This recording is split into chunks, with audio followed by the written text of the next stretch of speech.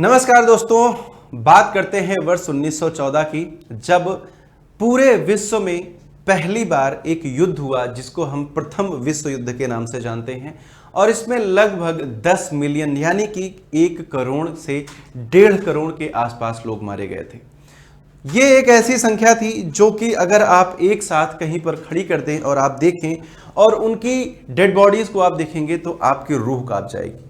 लेकिन जो वैश्विक नेता थे, है ना, जो वैश्विक नेता थे, उन्होंने क्या देखा? उन्होंने सिर्फ अपनी लालच देखी, उन्होंने अपनी संप्रभुता को देखा, उन्होंने अपने क्षेत्र को देखा और उन्होंने उसको बढ़ाने के लिए देखा। अब जो राज्यवाद, साम्राज्यवाद, पूंजीवाद जो चीजें आ गई थी, इसको लेकर के पहला विश्व युद्ध 1914 में होता है। इसमें ऑस्ट्रिया, हंगरी, जर्मनी, रूस, ये सब देश शामिल होते हैं और धीरे धीरे जाकर के ये प्रथम विश्व युद्ध खत्म होता है और एक संधि होती है, वर्साई की संधि। और वर्साई की संधि में जर्मनी को बहुत ज्यादा बेइज्जती झेलनी पड़ती है।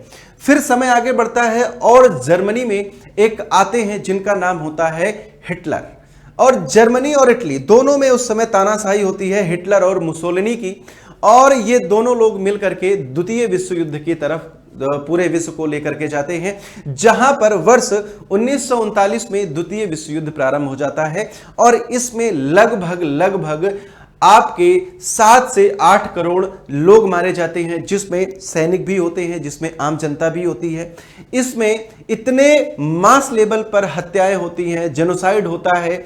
इसमें जो यहूदियों की हत्या होती है वो भी काउंट किया जाएगा। इसमें जो परमाणु बम गिरा करके द्वितीय विश्व युद्ध को समाप्त किया जाता है जापान के नागासाकी और हिरोशिमा में, उसको भी काउंट किया जाएगा। और लास्ट में जाकर के जापान के पास जब परमाणु विस्फोट हो जाता है हिरोशिमा और नागासाकी में, तो द्वितीय विश्व युद्ध भी समाप्त हो जाता है। और द्वितीय विश्व युद्ध समाप्त होने के बाद बहुत सारी संस्थाओं का गठन किया जाता है जो आने वाले भविष्य में ऐसे युद्ध, ऐसी परिस्थितियों को उत्पन्न होने से रोकेंगी। लेकिन आज की परिस्थिति को अगर हम देखें तो क्या ये संस्थाएं ऐसा करने में सफल हुई हैं? तो आपके अंदर से एक जवाब आएगा, नहीं। तो क्या हमने मानवता को बचाने का एक सफल प्रयास किया? जवाब आएगा नहीं। क्या हमने पर्यावरण को बचाने का एक प्रयास किया सफल? तो आपका जवाब आएगा नहीं। हालिया कंडीशन जो है, वर्तमान जो परिस्थितियां हैं पूरे विश्व की, खास करके जो हमारा मिडिल ईस्ट है, इसको अगर आप देखेंगे तो यहां पर स्थितियां ऐसी उत्पन्न हो गई हैं कि धीरे धीरे पूरा विश्व एक तीसरे विश्व युद्ध के समक्ष क्या है, प्रस्तुत होने जा रहा है। सबसे महत्वपूर्ण अगर आप देखें तो इजराइल, यूएसए और ईरान संघर्ष। लेकिन बात यहीं पर खत्म नहीं होती है, बात शुरू हो जाती है। आप अगर देखेंगे तो ये पूरा जो मिडिल ईस्ट है ये लाल रंगा हुआ है। ये नॉर्मल जो सिविलियंस हैं, जो सामान्य लोग हैं, उनके खून से रंगा हुआ ये मानचित्र आपको दिखेगा। क्यों? क्योंकि युद्ध जो है ये 2 देशों के बीच में होता है, लेकिन इसमें जिनकी मृत्यु होती है वो आम आदमी होता है, जो अपनी 2 वक्त की रोटी और अपने छोटे से परिवार के लिए मेहनत कर रहा होता है। और एक झटके में, चंद सेकंड में एक मिसाइल आती है और उसके पूरे परिवार को, उसके पूरे भविष्य को, उसके पूरे सपने को विध्वंस करके चली जाती है। आप देखेंगे तो 4 वर्ष हो चुका है रूस और यूक्रेन का युद्ध होते हुए, ये दोनों यहां पर उलझे हुए हैं।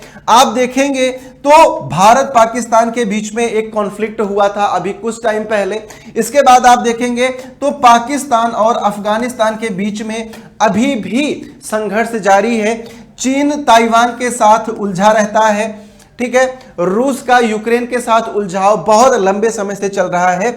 और इसी बीच अमेरिका ने कब्जा कर लिया वेनेजुएला पर, और उसके बाद वो बोलते हैं कि हम ग्रीनलैंड पर भी कब्जा करना चाहते हैं। और इसी के बीच में इजराइल ईरान संघर्ष शुरू हो जाता है।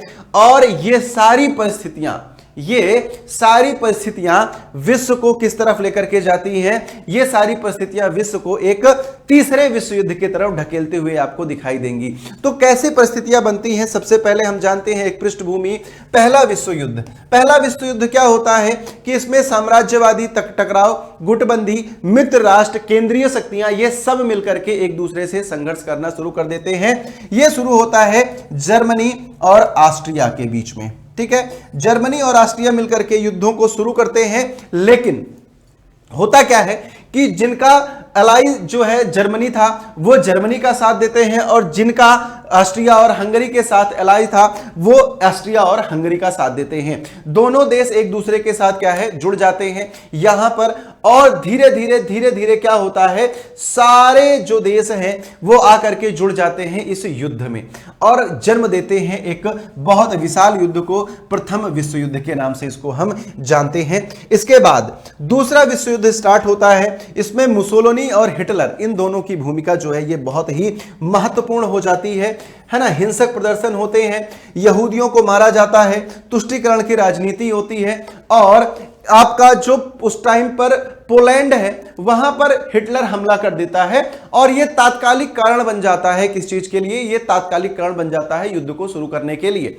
अब इस युद्ध में धीरे धीरे बाकी जो देश हैं वो जुड़ते जाते हैं, है ना। और यह समाप्त कहां पर होता है, जब अमेरिका जापान पर परमाणु हमला कर देता है, उसके बाद यह युद्ध भी समाप्त हो जाता है और अमेरिका अपने आप को एक महाशक्ति के रूप में लोगों के सामने प्रेजेंट करता है। लेकिन तीसरे विश्व युद्ध की जो आशंका है, इसमें यह जो महाशक्तियों का टकराव हो रहा है, यह देश को कहां लेकर जाएगा, यह विश्व को कहां लेकर के जाएगा, सबसे पहले इसको समझते हैं। तो कुछ पहले छोटी छोटी बातें, सबसे ज्यादा क्या है, सबसे इंपॉर्टेंट है वर्तमान में चल रहा आपका जो ईरान, इजराइल और यूएसए का संघर्ष है। आप इसको द्विपक्षीय संघर्ष मान करके चलेंगे। इजराइल और यूएसए एक साथ मिलकर के ईरान पर हमला कर रहे हैं। ईरान आपके जो मिडिल ईस्ट में जहां जहां पर यूएसए के सैन्य ठिकाने हैं वहां पर हमले कर रहा है, इजराइल पर हमले कर रहा है, और इन हमलों में ईरान के सुप्रीम लीडर जो खैमेनी थे उनकी मृत्यु भी हो चुकी है। इसके साथ साथ ईरान के अन्य जो ऑफिशियल्स थे, उनके जो बड़े बड़े मंत्री थे, बड़े बड़े जो पदों पर व्यक्ति थे, इन हमलों में उनकी मृत्यु होती है। और ईरान जो है वो बाकायदा बयान जारी करता है कि इसका सिर्फ बदला होगा, खून के बदले खून होगा। अब अगर आप देखें तो एन आई फॉर एन आई, यानी कि आंख के बदले अगर आप आंख मांगेंगे तो एक समय ऐसा आएगा कि पूरा विश्व क्या हो जाएगा, अंधा हो जाएगा। दूसरी चीज, इस हमले को लेकर के पहले क्या बोला गया, इस हमले को लेकर के पहले बोला गया कि यह हमला ईरान के परमाणु कार्यक्रम को रोकने के लिए है, यह बोलता है इजराइल। दूसरा यूएसए आता है और यूएसए क्या बोलता है, अमेरिका क्या बोलता है कि यह हमला ईरान में सत्ता परिवर्तन के लिए है। तो दोनों जो अलाइज हैं एक दूसरे के साथ मिलकर जो ईरान पर हमला कर रहे हैं, इन दोनों में कॉन्ट्राडिक्शन है, ठीक है। ये दोनों एक दूसरे से अभी तक मेल नहीं खा रहे हैं। तो हालांकि आप सबको पता है ट्रंप क्या है, वो कभी भी बदलने वाले व्यक्ति हैं तो वो बदल जाते हैं। दूसरा रूस यूक्रेन युद्ध है ना, रूस यूक्रेन युद्ध अभी इसको 4 साल होने वाले हैं, ठीक है, 4 साल होने वाले हैं। इसमें लगातार जो है युद्ध हो रहा है। क्यों? क्योंकि यूक्रेन ने बोला था कि वो नाटो में शामिल हो जाएगा, और इसी वजह से है ना रूस ने उस पर क्या कर दिया, हमला कर दिया। अब लगातार ये बवाल जो है वो आपके सामने आ रहा है। दूसरा, चीन का ताइवान के साथ संघर्ष चल रहा है, भारत का पाकिस्तान के साथ संघर्ष चल रहा है, पाकिस्तान का अफगानिस्तान के साथ संघर्ष चल रहा है, उत्तर कोरिया अलग से एकदम से बैठा हुआ है। आप लोग देख रहे होंगे तो रील की बाढ़ आ गई है ना। तो ये सब एक दूसरे के साथ क्या है, इनके अंदर है ना सौहार्द की भावना नहीं है। ये मिल करके विश्व को एक ऐसा विश्व नहीं बनाना चाहते जो कि वसुधैव कुटुंबकम को लेकर के चले, है ना। यहां पर साम्राज्यवादी जो है, जो विचारधारा है वो हावी हो चुकी है।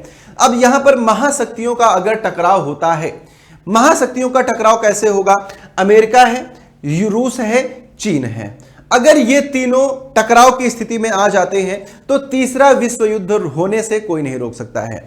चीन से कैसे हो जाएगा, तो चीन से इसलिए हो सकता है कि कहीं ना कहीं चीन ईरान की हेल्प कर रहा है और रूस भी ईरान की हेल्प कर रहा है। अभी जो क्लस्टर मिसाइल्स ईरान ने दागी थी वो उसके पास नहीं थी, तो सवाल ये उठता है कि उसके पास आई कहां से, ठीक है। अब यहां पर एक और चुनौती ये है कि इन हमलों से जो आर्थिक स्थिति लोगों की खत्म होती जा रही है। जैसे अमेरिका ने क्या किया, अमेरिका ने वेनेजुएला पर कब्जा कर लिया सिर्फ और सिर्फ इसलिए कि उसको तेल की आपूर्ति करनी थी, अपने यहां भी और विश्व में भी, है ना, तो उसने क्या किया, वेनेजुएला पर कब्जा कर लिया बिना कुछ किए। तो अब ये चीजें कैसी हो जा रही हैं, औपनिवेशिक विचारधारा की तरफ बढ़ती जा रही हैं कि हम इन देशों को अपना औपनिवेश बनाएंगे, और जहां पर यह विचारधारा आएगी तृतीय विश्व युद्ध की स्थिति अपने आप सामने आकर के प्रकट हो जाएगी। तो अमेरिका के साथ साथ अगर रूस और चीन ये शामिल हो जाते हैं तो तीनों महाशक्तियां जो हैं ये आपस में कॉन्फ्लिक्ट में आ जाएंगी, और उसके बाद कोई भी इस युद्ध को रोकने में आपके सामने नहीं आ पाएगा। क्यों? क्योंकि अमेरिका क्या है, ये नाटो के साथ आकर के लड़ेगा, रूस और चीन एक साथ होकर के लड़ेंगे, रूस और चीन का साथ देगा नॉर्थ कोरिया जिसके तानाशाह है किम जोंग उन। तो इन सबको मिलाकर के अगर आप देखेंगे तो पूरा विश्व आपको दिखेगा सीधे सीधे प्रत्यक्ष तौर पर कि एक नए विश्व युद्ध की तरफ बढ़ रहा है। तो क्या इसको रोका जा सकता है या नहीं?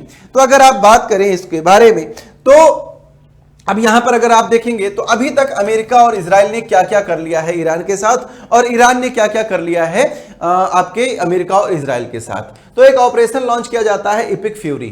क्या लॉन्च किया जाता है? इपिक फ्यूरी लॉन्च किया जाता है। और इपिक फ्यूरी जब लॉन्च किया जाता है तो ईरान पर अमेरिका ने क्या किया, बहुत सारी मिसाइलों से हमला कर दिया। ईरान के जो सुप्रीम लीडर थे खमेनी साहब, वो क्या होते हैं, यहां पर उनकी मृत्यु हो जाती है। तो किसी भी देश को, अब वो कैसा भी, वो धार्मिक हो, वो तानाशाह हो, वो कट्टरपंथी हो, लेकिन अगर किसी देश का सुप्रीम लीडर मारा जाता है तो उस देश का क्या है, रिटेलिएशन जरूर आएगा। रिटेलिएशन क्या होता है, ईरान ने 500 से ज्यादा बैलिस्टिक मिसाइल, 2000 से ज्यादा ड्रोन जो हैं ये फायर किए। और देखिए यहां पर सबसे इंपॉर्टेंट, सबसे अच्छा फैक्ट ये है कि ईरान के जो ड्रोन हैं उनकी जो प्राइस है वो 5 से 7 लाख रुपए की है। सिर्फ और सिर्फ कितनी है, 5 से 7 लाख रुपए की है। और 5 से 7 लाख के ड्रोन को रोकने के लिए अमेरिका जो मिसाइल्स फायर कर रहा है उनकी जो प्राइस है वो लगभग 15 से 20 करोड़ रुपए है। तो इस तरह अमेरिका इसमें कूदा है, लेकिन उसकी जो आर्थिक क्षति है वो बहुत ही ज्यादा हो रही है। उसने इजराइल के कॉन्फ्लिक्ट को अपना बना लिया है और मैदान में आ गया है। इसके साथ ही क्या किया है, इसके साथ ही जो ईरान है, वो जो सऊदी अरब है, गल्फ कंट्रीज जो है जैसे बहरीन, कतर, यूएई, यहां पर जो भी यूएस के मिलिट्री बेसेस हैं वहां पर लगातार हमला कर रही है। और इन हमलों की वजह से वहां पर जो यूएस ऑफिशियल्स हैं उनकी मृत्यु भी हो रही है। अब यहां पर देखने वाली कंडीशन यह है कि अगर सिविलियंस की ज्यादा संख्या में मृत्यु होती है, ज्यादा सिविलियंस मारे जाते हैं, तो बात विश्व युद्ध तक पहुंच सकती है। तो देखो साहब, अभी तक क्या हुआ है, अमेरिका ने B-2 बॉम्बर का यूज किया, ठीक है, अमेरिका ने क्या किया, B-2 बॉम्बर का यूज किया, है ना, B-1 B-2 का यूज किया, B-55, और इन्होंने क्या किया, बहुत सारे बम जो है वो बरसाए हैं। एक PRSM मिसाइल है उसका यूज किया, एक one way kamikaze missile drone है इसका यूज किया, और अन्य बहुत सारे उसका यूज किया जा रहा है। एयर डिफेंस सिस्टम बहुत ज्यादा हाइपर एक्टिव होकर के काम कर रहा है। ईरान ने क्या किया, ईरान ने 500 से ज्यादा मिसाइल्स अभी तक दाग चुका है वो, और लगभग आप जैसे देखेंगे तो वो क्लस्टर बॉम्ब का भी यूज कर रहा है। इसके साथ ही इनके पास एक मिसाइल है साहिब, है ना, एक ड्रोन है कामिकेज, इनका भी वो यूज कर रहा है। और सबसे इंपॉर्टेंट ये है कि अभी एक युद्धपोत आया था भारत अपने मिलान एक्सरसाइज के लिए शायद से, है ना, तो वहां पर क्या होता है, वहां पर जो यूएसए है उसकी एक पनडुब्बी ने उस विमान को क्या किया, मार दिया। उसमें लगभग 80 से 100 जो सेलर्स थे उनकी डेथ हो जाती है। कुछ को श्रीलंका के जो राहत दल है वो बचाते हैं, लेकिन ये हमला भी एक कायराना हमला माना जा रहा है। तो इन सब चीजों को अगर आप मद्देनजर देखते हैं तो ये कॉन्फ्लिक्ट लगातार बढ़ता जा रहा है, और आखिरी में ये कहां पर आता है, परमाणु डर जो है वो लोगों के अंदर जगाता है। क्यों? क्योंकि अभी परसों क्या हुआ, परसों अमेरिका ने क्या किया, अमेरिका ने अपना एक डूम्सडे मिसाइल है जो न्यूक्लियर वॉरहेड्स को लेकर के जाने में सक्षम है, उसका परीक्षण भी कर लेता है। तो आखिर ये क्यों किया गया, क्या परमाणु हमला हो सकता है या नहीं, इन सब चीजों को अभी के लिए हम नेग्लेक्ट करके चलेंगे। लेकिन अगर न्यूक्लियर टकराव होता है, न्यूक्लियर टकराव कहां कहां पर हो सकता है, भारत पाकिस्तान के बीच में हो सकता है आपका। अगर ईरान को, है ना, ईरान ने क्या बोला, ईरान ने बोला कि हमारा जो यूरेनियम है वो इनरिच्ड है और हम बहुत करीब हैं न्यूक्लियर वॉरहेड बनाने के लिए। तो अगर ये न्यूक्लियर वॉरहेड बना लेता है तो न्यूक्लियर वॉरहेड बनाने के बाद क्या हो जाएगा, एक परमाणु हमले की संभावना बहुत ही ज्यादा 99% चांस है कि ईरान अपने न्यूक्लियर वॉरहेड्स का यूज कर लेगा। और अगर ईरान करेगा तो अमेरिका करेगा, अमेरिका के साथ साथ इजराइल भी करेगा। और अगर यहां पर यह होता है, दूसरी साइड अगर रूस और यूक्रेन में यह हो जाता है तो पूरे विश्व का मानचित्र बहुत ही जल्दी बदल जाएगा। तो क्या इसको रोका जाएगा? तो देखो, यहां पर सभी देश एक दूसरे के साथ है ना एलाइज करके समर्थन दे रहे हैं, लेकिन क्या इसको रोका जा सकता है? तो रोकने का सबसे बढ़िया तरीका क्या है? कूटनीति और प्रतिरोध, है ना। कूटनीति के जरिए हम इसको रोकेंगे। बात करनी चाहिए, है ना, स्पर्धा जो है वो इतनी नहीं दिखानी चाहिए, मानवता की तरफ जाना चाहिए। ह्यूमैनिटी को देखिए, कितने सारे सिविलियंस जो है वो मर रहे हैं, कितने लोग अपने परिवार खो रहे हैं, कितने लोग भूखे मर जा रहे हैं, बहुत सारी चीजें हो रही हैं। तो इन सबको देखना बहुत जरूरी है।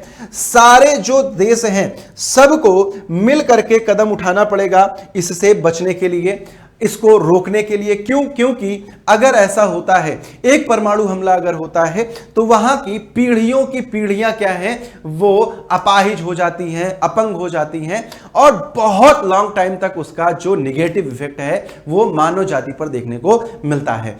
तो क्या इसको रोका जाएगा? क्या ये आगे बढ़ता जाएगा? इस सब के लिए आप जुड़े रहेंगे मेरे साथ।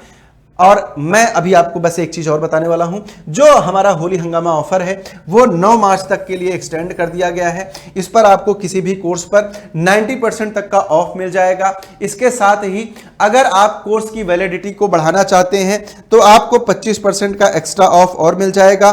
साथ ही दोस्त, अगर आप और किसी चीज में इनरोल हो रहे हैं तो आपको किसी भी कोर्स पर 90% तक का पूरा ऑफ दिया जा रहा है।